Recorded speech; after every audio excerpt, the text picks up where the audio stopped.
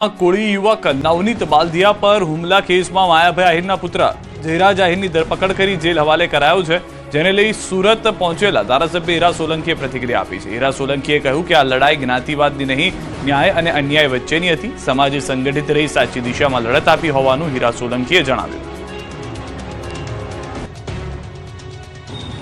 કે નવનીતભાઈને જે ન્યાય મળ્યો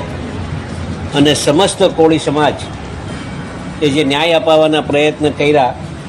અને ખાસ કરીને હું આભાર માનીશ આ સોશિયલ મીડિયામાં જે યુવાનોએ, અને ખાસ કરીને ભાઈ શ્રી ઝાલાભાઈ હોય, સનીભાઈ હોય, વિશાલભાઈ હોય, કે આવા સંગઠનોમાં જે રીતે સમાજને ઉપયોગી બન્યા। કોઈ સમાજ પ્રત્યે આપણે રોષ નથી, માત્ર ને માત્ર આ ન્યાય અને અન્યાયની લડાઈ હતી, અને એમાં આપણે સફળતા સરકારશ્રીએ આપણે અપાવી છે, અને સરકારનો પણ આ તબક્કે આભાર માનું છું, મુખ્યમંત્રીશ્રીનો આભાર માનું છું, હર્ષભાઈનો પણ આભાર માનું છું, અને ખાસ કરીને સમાજનો અમે ખૂબ ખૂબ આભાર માનીએ છીએ।